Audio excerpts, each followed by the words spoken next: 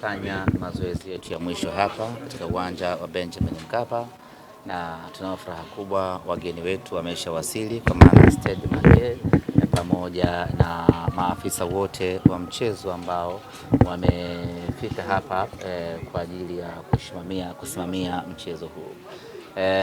Mazoezi yetu ya mwisho yamekwenda vizuri na wachezaji wetu wote wapo katika hali nzuri, kila kitu kinakwenda sawasawa kwa upande wetu.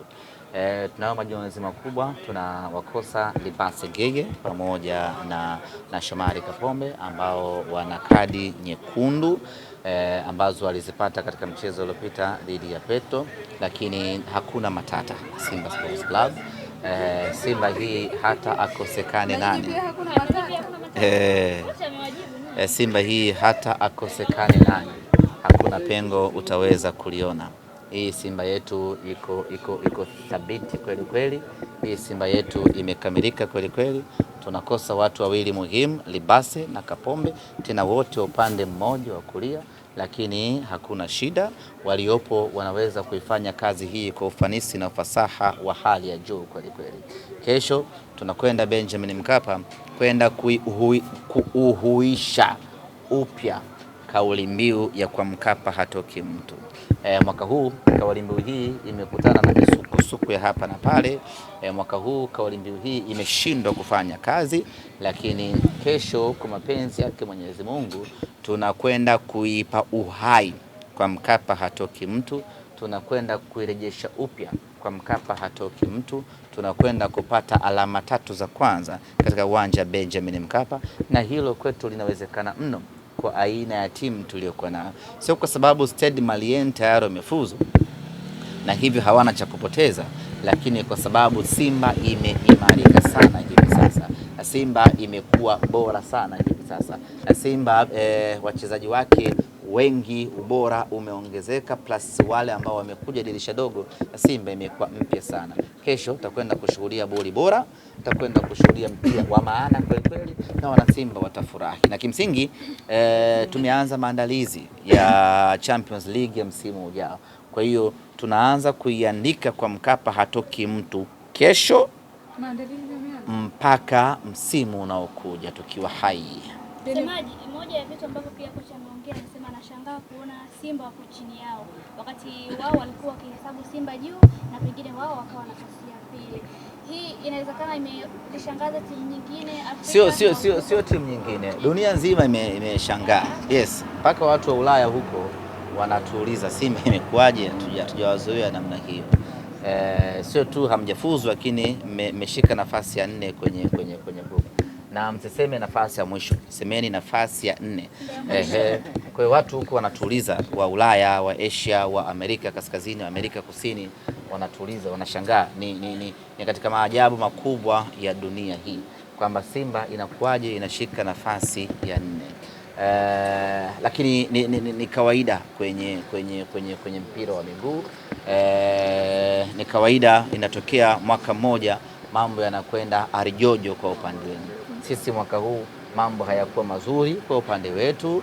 Ziko sababu nyingi, lakini zote tumeshazifanyia kazi, na Simba sasa imekaa imara na tunaanza maandalizi msimu huu kuelekea msimu unaokuja. Miongoni mwa wale ambao wanaamini kwamba tutamaliza na alama 5 na kuna ambao watamaliza na alama 5. Tunajiangalia sisi zaidi. In fact hata hizo alama 5 zenyewe hakuna kitu kitatusaidia kikalkuletale, lakini tunachofanya sisi ni kushinda tu. Hata kama tukishinda tutapata alama 1, sisi we are very fine, lakini tunachohitaji sisi ni kushinda, na insha Allah naamini tutashinda kwa aina ya timu tuliyokuwa nayo, maandalizi tuliyokuwa nayo. Ushindi utakwenda kupatikana siku ya kesho, na tukifikisha alama 5 itakuwa ni jambo bora. Ni jambo bora sio kwa sababu kuna wengine wana alama 5, ni jambo bora kwa sababu tumefikisha walau alama 5, lakini muhimu zaidi tumeshinda Benjamin Mkapa, our home ground. Na mnataka kuweka heshima kwenye mechi hiyo? Nataka kuweka heshima kama ambavyo nimekuambia. Kama kocha wa Stade Malien anashangaa kuiona Simba yuko chini yake, ndivyo dunia nzima inavyoshangaa. Kwa hiyo Tukipoteza mchezo wa kesho, manake dunia inazidi kushangaa zaidi kwamba inakuaje Simba mwaka huu. Kwa hiyo hatuko tayari kuendelea kuishangaza dunia, hatuko tayari kuendelea kuipa huzuni Afrika, kwa sababu Afrika inahuzunika kwa Simba kushindwa kufuzu kwenda robo finali, na hatua ya robo finali itadorora kwa namna moja ama nyingine, kwa sababu Simba Sports Club hayupo huko. Kwa hiyo hatuko tayari kuendelea kuisononesha Afrika, yani kushindwa kushinda hata mchezo mmoja, hatuko tayari kwa hilo. Semaji, mbali na kuwa ni Jumamosi, mechi ni saa 1 kamili usiku, ni tarehe 14, wapo ambao ni siku maalum kwa ajili ya kusherehekea siku ya wapendanao. Nawaambia nini?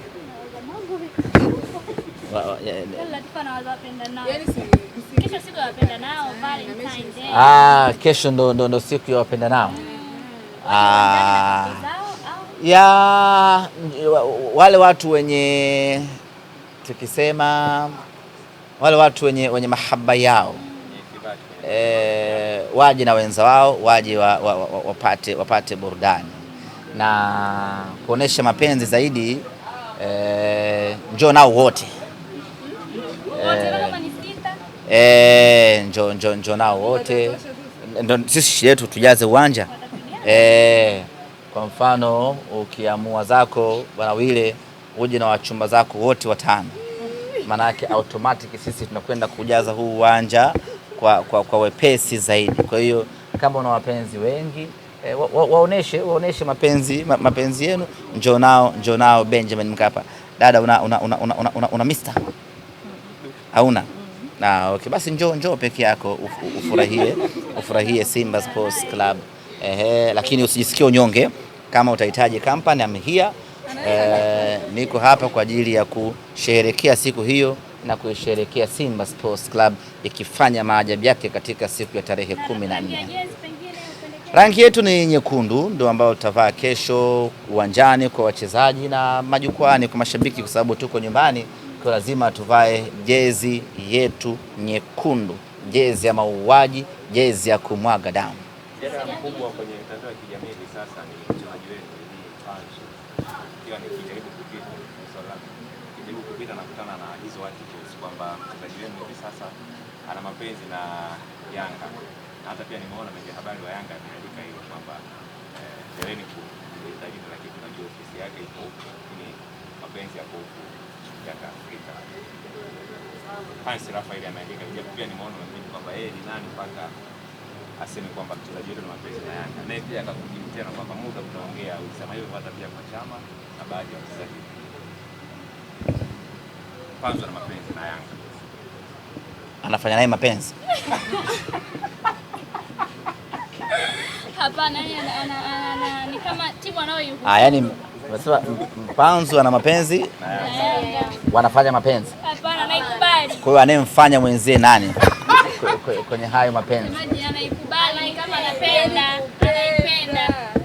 Panzu ana mapenzi na Yanga? Anapenda kuitumikia. Panzu ana mapenzi na Yanga kwa kuitumikia, lakini maana yake wanafanya mapenzi. Hapana. Na anemfanya mwenzie nani kwenye hayo mapenzi ya Panzu na Yanga? Muulizeni Hans, nani hapo anayefanywa? Sio kufanywa. Ana mapenzi na Yanga kwa maana kwamba anaipenda kwa kuitumikia kama anaipenda Simba. Nyinyi kawaulizeni sasa vizuri. Kamuulizeni huyo bwana. Umesema Panzu ana mapenzi na Yanga. Sasa nani? Kwa hiyo wanafanya mapenzi. Hapana, semaji. Jambo la kwanza kabisa. Alafu wakisha kujibu wanafanya mapenzi, sio na mapenzi.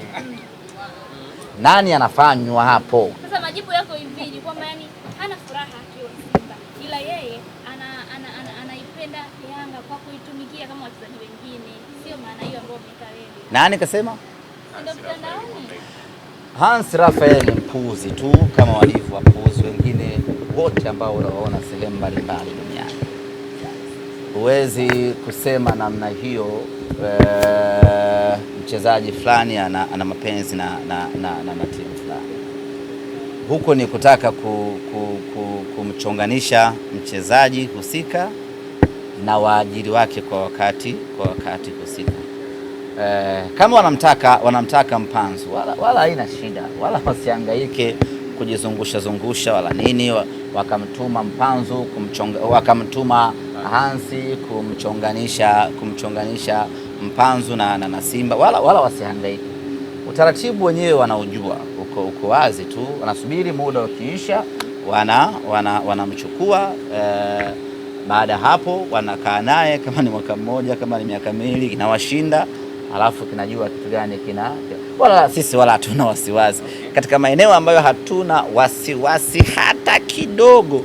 Ni mchezaji wetu kutoka Simba kwenda Yanga, yani hatuna mashaka hata kidogo, yani hatuna wasiwasi hata mmoja, kwa sababu kinachoendelea baina ya wachezaji wanaokwenda huko na hiyo timu wenyewe wachezaji wanakijua, na baada ya muda muhimu tu ukishaondoka usifute namba zetu, kwa sababu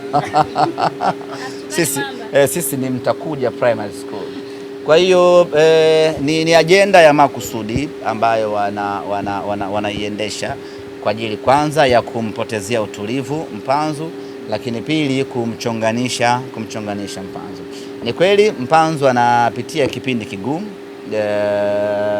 na hii kila mchezaji anakipitia, lakini kwa Mpanzu ni zaidi. Mpanzu ana mambo mengi ambayo yanamwathiri ya kifamilia, ikiwemo ametoka kumzika mtoto wake wiki iliyopita tu, kama sio wiki mbili zilizopita. Kwa unaweza kuona hiyo burden aliyokuwa nayo, na analazimika kupambana kuendelea kuitumikia timu yake. Anashuka kiwango kwa sababu hiyo, lakini ni mapito ya kawaida. Kuna kipindi nani yule wanamshambuliaji wao mmoja hapa alikuwaga fungi yule, wakawa anaitwa nani?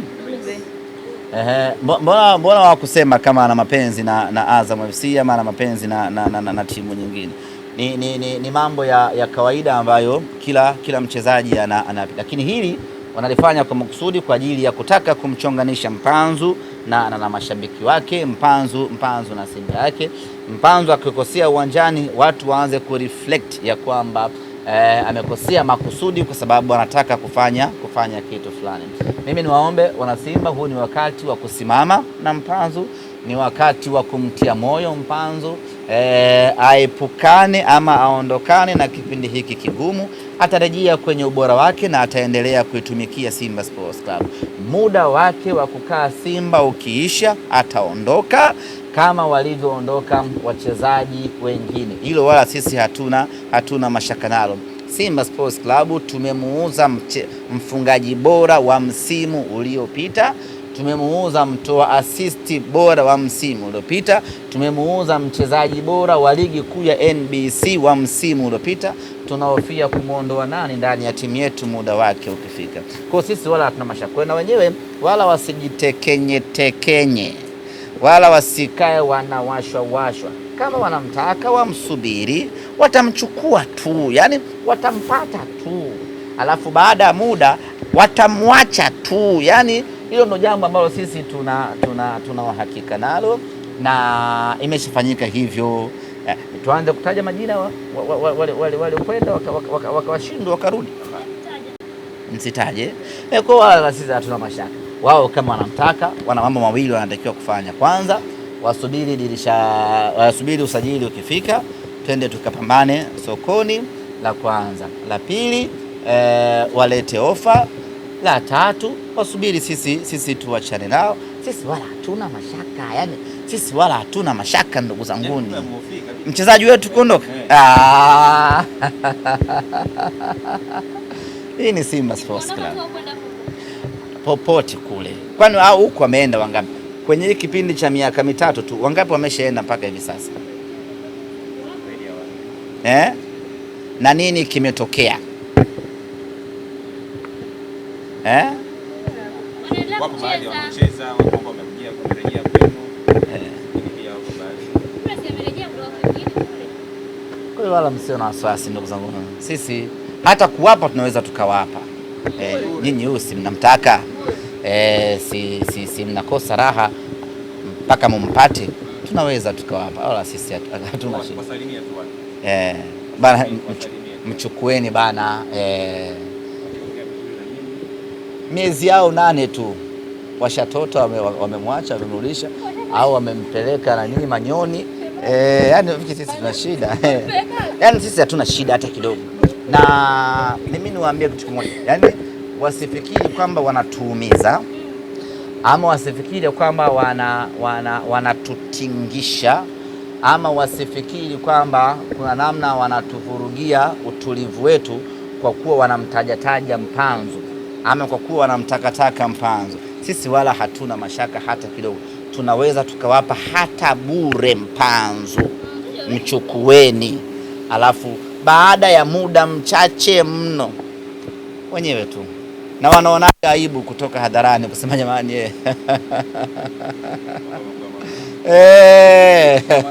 unajua namna ya kutumia silaha mlizonazo, wengine mkiwapa na of course kule tunajua tena wajinga ndo waliwao, na kule kuna hela fulani hivi ambazo zina nani, kwa hiyo vijana wanakwenda wanachukua, maisha mengine yanaendelea.